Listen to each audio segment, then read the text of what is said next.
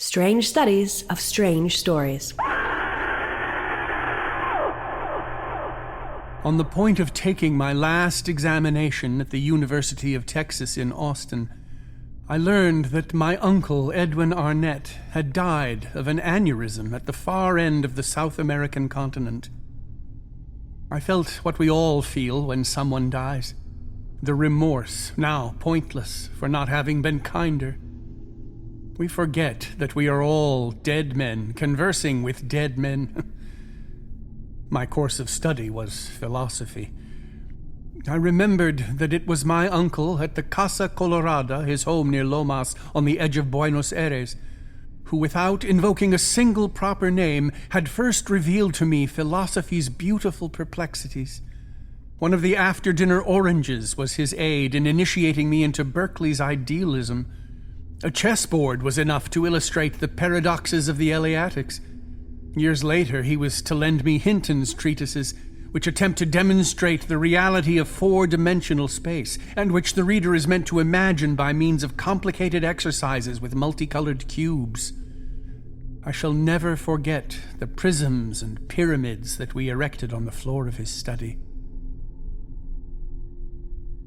That was the opening paragraph of There Are More Things by Jorge Luis Borges, the very influential Argentine short story writer who dedicated this tale to the memory of H.P. Lovecraft. That's an author we're well acquainted with here on Strange Studies of Strange Stories, or as we're still known in the old neighborhood, the H.P. Lovecraft Literary Podcast. I'm Chris Lackey. And I'm Chad Pfeiffer. All this month, we're also going to be dedicated to the memory of H.P. Lovecraft. We're going to be discussing a Lovecraftian noir story by Brian Lumley, whom we haven't featured on the show yet. And next week, we're covering a tale of Ghouls Gone Wild by Bob Lehman. If you haven't already, you're going to want to subscribe on Patreon to catch those. But first, we're talking about Jorge Luis Borges. And today, we're going to be covering two of his tales. There Are More Things, as well as The Book of Sand. For both of these, we're using the translation from the original Spanish by Norman Thomas Di Giovanni from the collection, Book of Sand. This was a collection published later in Borges' career in the 1970s. The author, who had lost his sight many years prior, he provides an introduction to that book, in which he writes, "In these blind man's exercises, I have tried to be faithful to the example of H.G. Wells, in combining a plain and at times almost colloquial style with a fantastic plot. To Wells' name, the reader may add those of Swift and of Poe, who around 1838 gave up a very rich style in order to bequeath us the admirable final chapters of his narrative of Arthur Gordon Pym." Speaking of Poe and bequeathing things, we've got a very exciting announcement regarding today's reader. That's right. We are joined by legendary reader Andrew Lehman. I don't know if you've heard of him before. I have. He's currently recording an audiobook of the complete works of Edgar Allan Poe. Yes. And he should be bequeathing that to all of us sometime around Halloween. You can already get the complete works of Lovecraft there on audiobook at the H.P. Lovecraft Historical Society, where they produce so much cool content, and soon you'll be able to add the complete works of Poe to that. They've just released Purgatory Chasm, an interactive choose-your-own dark adventure two-way radio theater episode. It's interactive, and it stars none other than Nick Offerman. Yeah. The HPLHS has also just released a set of audio props to be used with Call of Cthulhu and Delta Green role-playing games. Those are cool because if you're playing one of those games online, you can use the audio props instead of the handout. Yeah. Instead of a newspaper article, it's a radio broadcast that players can listen to. There's also this new book box set by the publisher Inside Editions called the H.P. Lovecraft Experience. I've got it sitting right here next to me. It's gorgeous. Me too. It's a big Cthulhu emblazoned box that contains 2 volumes of Lovecraft's works, but also a reader's guide to Lovecraft written by Sean Branney and Andrew Lehman. And it highlights the themes in Lovecraft's works and what to look for in the stories. I've been reading it, and it was a good primer for this month because I have to admit it got me excited about Lovecraft again. It's such a good, concise, readable summary of the whole thing. You would think all this is old hat to us, but no, I was reading it and going, yeah, that's right. This is so cool. There are also all kinds of fun Miskatonic University props in that box set.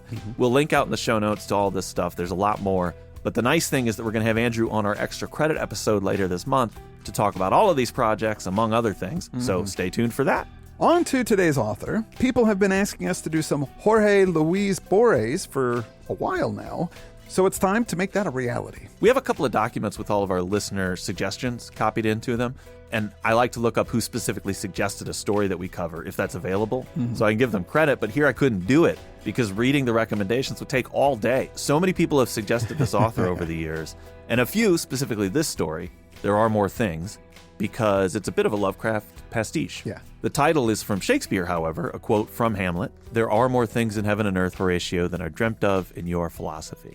That's a key Lovecraftian sentiment. But first, let's learn a little bit about Borges. Jorge Francisco Luis Isidoro Borges was born in Buenos Aires, Argentina in 1899. His father was a lawyer and a writer himself and taught Jorge to be multilingual from an early age. There are a lot of interviews and lectures featuring Borges available on YouTube, and in one popular one, he talks about why he prefers to read in English, even though he's a native Spanish speaker. He says because English is both a Germanic and a Romantic language, so there are two words for everything. He talks about how Holy Spirit and Holy Ghost mean the same thing. They point to the same thing, but ghost is this good, dark Saxon word.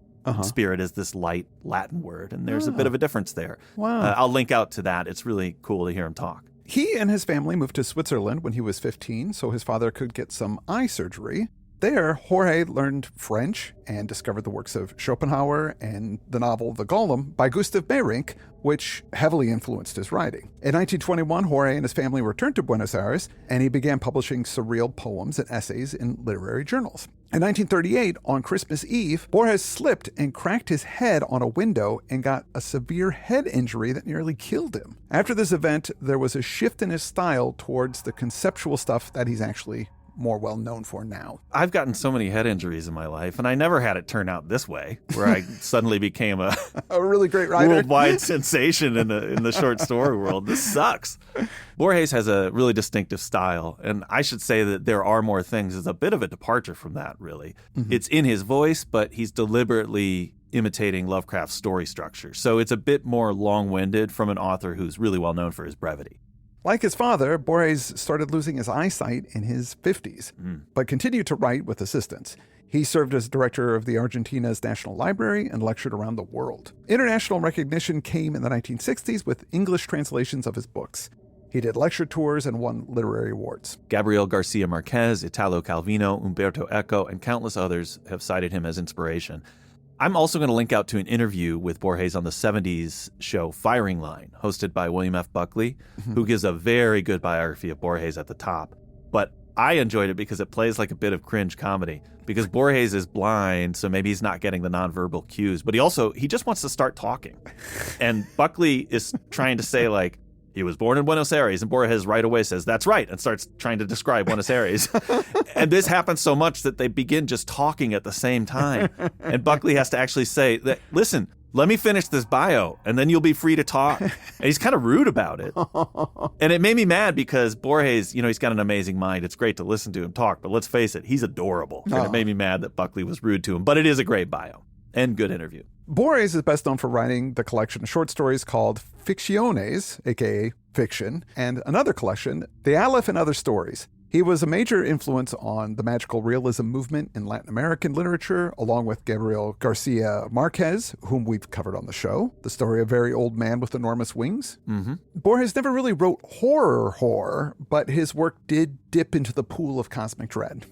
So refreshing. He died in Geneva, Switzerland in 1986 at the age of 86. The first story that we're covering, There Are More Things, was first published in Spanish in the magazine Crisis in May of 1974 and in English in the Atlantic Monthly, July 1975. As you said, There Are More Things begins with a dedication to H.P. Lovecraft.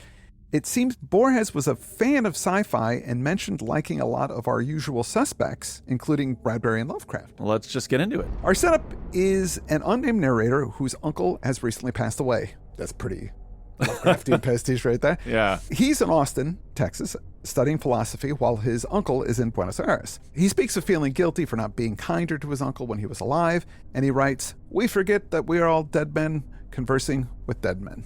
This is where I think you see Borges' style poke through this Lovecraftian setup of the dead uncle. I mean, what do you think he meant by that sentence? We're all dead men conversing with dead men.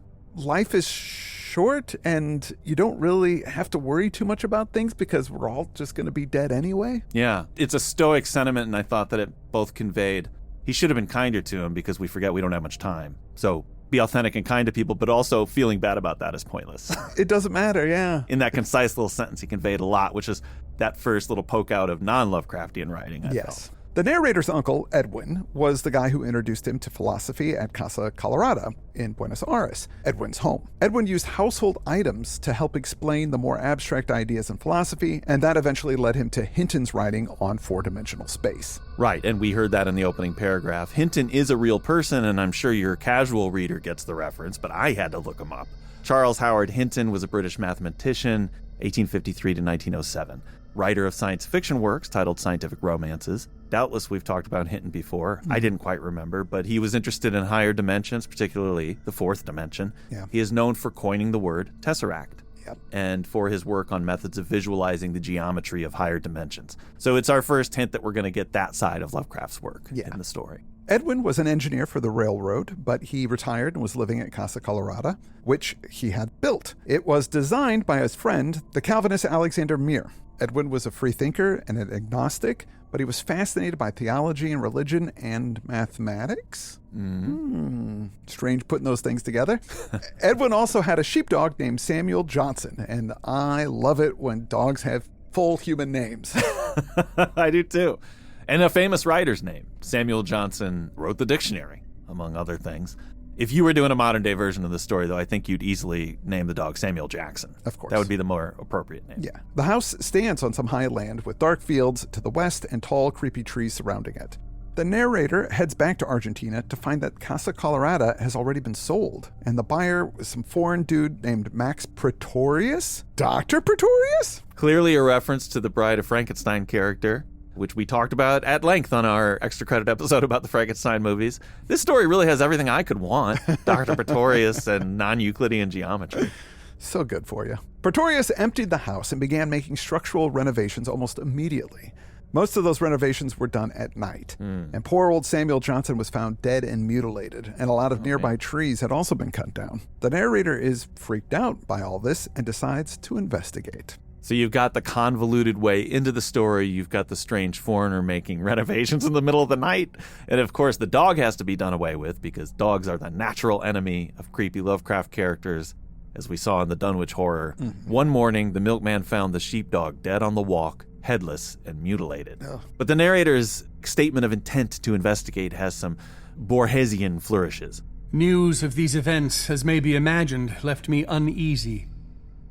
I know that my most obvious trait is curiosity. That same curiosity that brought me together with a woman completely different from me, only in order to find out who she was and what she was like. To take up, without appreciable results, the use of laudanum, to explore transfinite numbers, and to undertake the hideous adventure that I'm about to tell. Ominously, I decided to look into the matter. So, brokenhearted by a woman is not where we start with most Lovecraft protagonists, although it transitions into a typical Lovecraftian investigation. First, the narrator goes to the original architect, Alexander Muir, who tells the narrator that Pretorius came to him with some monstrous plans for the house and wanted Muir to help him build it, but he refused. He wanted a giant decal of cursive writing for the living room wall. He wanted it to read, "Life is a journey." I couldn't do it. The destination is love. No, he didn't say that. But he does say abomination comes in many shapes. He pronounced those words gravely and got to his feet. So I could read between the lines. After speaking to Muir, the narrator runs into a local hoodlum, Daniel Ibarra. Normally not somebody he'd keep company with, but they knew each other as kids. He wants the narrator to walk with him back to where he's staying, but when they get close to Casa Colorada, Daniel wants to take the long way around it.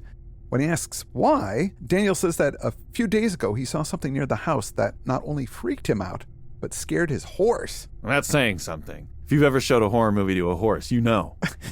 They just don't care. I've showed Texas Chainsaw to so many horses, nothing. Nothing. But the narrator is affected by what this suspicious local townsperson has said. That night, I did not sleep. Around dawn, I dreamed about an engraving that I had never seen before, or that I had seen and forgotten. It was in the style of Piranesi, and it had a labyrinth in it. It was a stone amphitheater ringed by cypresses, above whose tops it reached. There were neither doors nor windows. Rather, it displayed an endless row of narrow vertical slits. With a magnifying glass, I tried to see the minotaur inside. At last, I made it out. It was a monster of a monster, more bison than bull, and its human body stretched out on the ground. It seemed to be asleep and dreaming. Dreaming of what? Or of whom? The narrator decides to question the local builder, Mariani.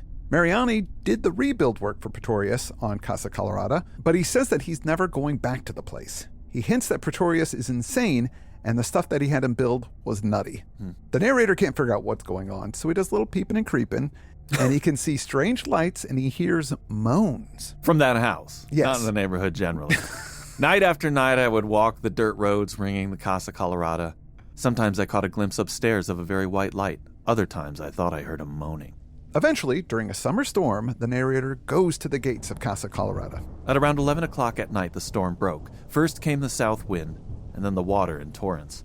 I wandered about looking for a tree. In the sudden glare of a lightning flash, I found myself a few steps from the fence. Whether out of fear or hope, I don't know, but I tried the gate. The gate is open, and the front door is open. He goes inside, and the flooring has been removed, and he's standing on grass. The house has a strange, sickly sweet smell, and he decides to go up a stone ramp. It says he tripped over a stone ramp in the grassy floor, and then he just thought, okay, I'll go this way.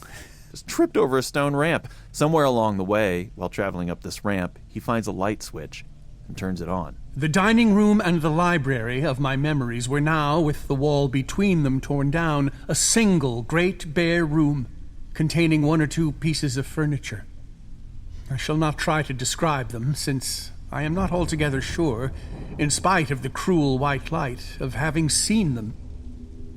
Let me explain myself. To see a thing, one has to comprehend it. An armchair presupposes the human body, its joints and limbs. A pair of scissors, the act of cutting. What can be said of a lamp or a car? The savage cannot comprehend the missionary's Bible. The passenger does not see the same rigging as the sailors. If we really saw the world, maybe we would understand it. None of the meaningless shapes that night granted me corresponded to the human figure, or for that matter, to any conceivable use. I felt revulsion and terror. Wow. The things in this house he cannot describe because he can't imagine what their possible use could be. He sees a ladder going up, but again, it's all weird and not seemingly meant for humans to climb. But climb it he does. Up the ladder, he finds a room with what seems to be an operating table that is U-shaped and, again, suggests some sort of inhuman creature. Also, a V of mirrors that fade off into the darkness. And we end with this. What would the inhabitant be like? What could it be looking for on this planet, no less hideous to it than it to us? From what secret regions of astronomy or time, from what ancient and now incalculable dusk can it have reached this South American suburb and this particular night? I felt an intruder in the chaos. Outside, the rain had stopped. I looked at my watch and saw with astonishment that it was almost 2 o'clock. I left the light on and carefully began climbing down. To get down the way I had come up was not impossible, to get down before the inhabitant returned. I guessed that it had not locked the doors because it did not know how. My feet were touching the next to last rung of the ladder when I felt that something, slow and oppressive and twofold, was coming up the ramp. Curiosity overcame my fear, and I did not shut my eyes. And that's the end of the story. So what do you think about that last line, I did not shut my eyes? Well, he saw the creature, and they became really good friends. That's what I think, too. Yeah. What a surprise. No, I think he wanted to know things, and then knowing things is obviously bad in Lovecraft, and he was probably killed or went insane. That's what I got out of it, yeah. But still made a decision to keep his eyes open and behold whatever it is. I like the way that he's talking about these concepts that I think he says that the savage can't comprehend the missionary's Bible. This idea that a book is meaningless unless you know how to read. It's just a dead object with a bunch of scrawls in it. Mm-hmm. And if you don't have the component that you need to understand it, to understand its usage or what its intent is, and to decode the symbols within it, it's just nothing. And similarly, that's what most of the objects in the house are like. And maybe that's what a lot of nature is. And if we could really look at it, know what its intent is or why it was built or why it's there, or, maybe we'd get a better understanding of what the universe is, but it's kind of impossible for us to do. There's one bit that stuck with me in the story. It's this here. Time and again, I said to myself that the solution of this enigma did not concern me, and that the one true enigma was time, that seamless chain of past, present, and future, of the ever and the never. And that seemed a little out of place for the rest of the story, and it felt more like something, because I was just reading Slaughterhouse-Five, it feels like it's more connected to that than this. It's more connected to how we understand time and the passing of time. Yeah. Well, I feel like he's just saying that we can never understand time, that it's all happening simultaneously in a way, or maybe it's not. It's sure. Yeah. We don't know what time is still. I mean, scientists don't even know what time is. We use objects in the world to measure it.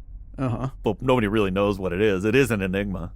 So it does seem in line with the rest of this. Yeah, but it felt like it was dipping into something that wasn't quite part of the same story. It is, but not. I anyway. agree. I felt like it was non-Lovecraftian. He inserts these things that are very much of his type of story. Yes. And I think it's like that. Yeah, for sure. Well, since I was in this collection, The Book of Sands, I thought let's go for the title story and try that one. So transitioning to the second story, The Book of Sands, it's a little more typical of Borges, who writes a lot of stories about the concept of infinity, which was hinted at there. Mm-hmm. That said, I actually thought that this one, even though it's supposed to be more of a Borges story, conceptually was a lot more Lovecraftian than even the pastiche, conceptually. Yeah, I could see that. The Book of Sands starts out with a quote from George Herbert, and it's just this: "Thy rope of sands." Mm-hmm. And it's a quote from a poem called The Collar, which is about a religious guy who's about to throw off all of his religiosity just to party and have a good time, because he's like, why am I doing all this boring stuff when I could be having fun? And just as he's about to let it rip, he hears God call him child, and he's back in. He's back into the being religious. And I guess a rope of sand is nothing.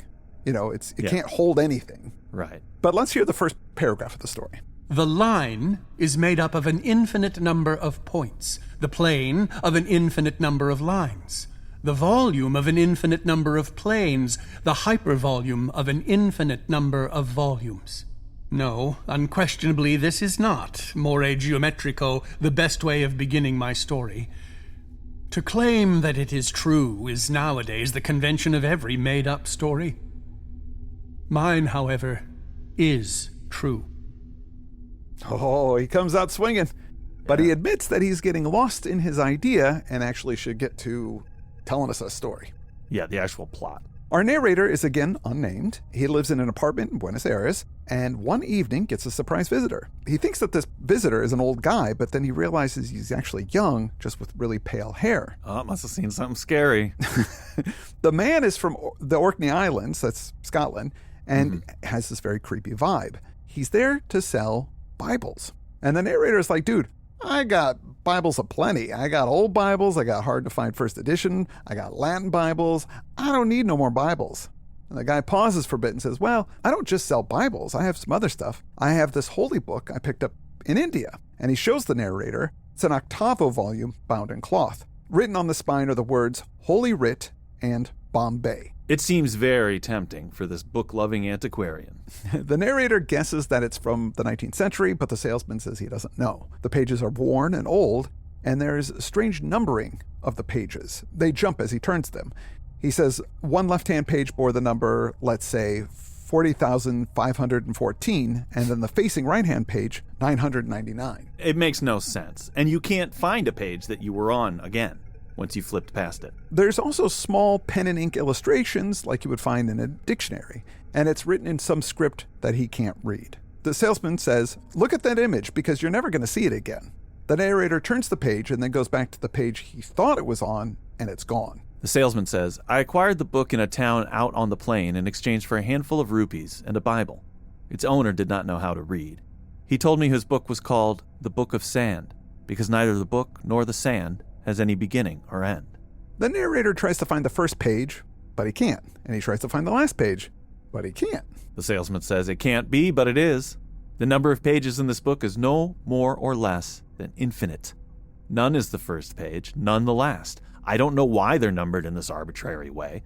Perhaps to suggest that the terms of an infinite series admit any number. If space is infinite, we may be at any point in space. If time is infinite, we may be at any point in time. Since the salesman is from Scotland, the narrator asks if he's going to give the book to the British Library, and he says, no, it's for you. It's for the narrator. The narrator says that he couldn't possibly give him a fair price for it, but he offers him some money and a swap for an old, valuable Bible that he has, and the man happily agrees. The narrator puts it on his shelf behind 1001 Nights, and he tries to sleep, but he can't get to sleep. He can't stop thinking about this book.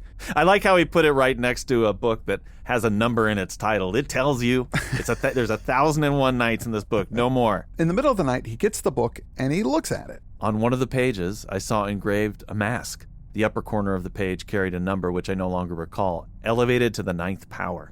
Over time, the narrator gets more and more obsessed with this book. He stops hanging out with his friends. Studying this book, he finds that illustrations are about every 2,000 pages. He tries copying things down into actual notebooks, but they fill up quickly because the book is infinite. The book takes up all of his time and thought, and we end with this. Summer came and went, and I realized that the book was monstrous. What good did it do me to think that I, who looked upon the volume with my eyes, who held it in my hands, was any less monstrous? I felt that the book was a nightmarish object, an obscene thing that affronted and tainted reality itself. I thought of fire, but I feared that the burning of an infinite book might likewise prove infinite and suffocate the planet with smoke.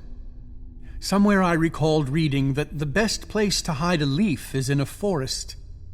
Before retirement, I worked on Mexico Street at the Argentine National Library, which contains 900,000 volumes. I knew that to the right of the entrance, a curved staircase leads down into the basement, where books and maps and periodicals are kept.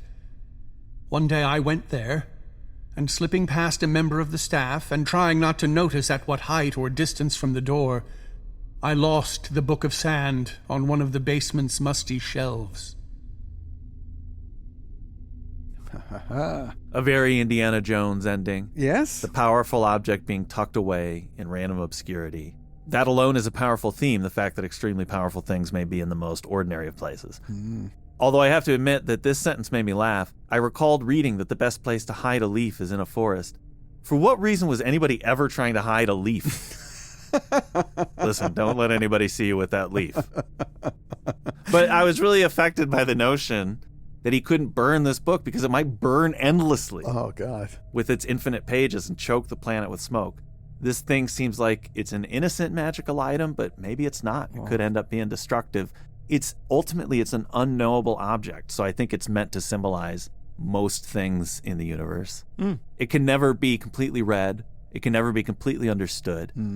We can guess at its physics in that it operates like we expect a book to, in that you can turn pages and that there's print on it, but the pages don't flow the way that they should. The ultimate physics of it make no sense. Yeah. And so one has to just put it away or become obsessed and go mad with, and go crazy. Yeah. Investigating it more is only inviting danger.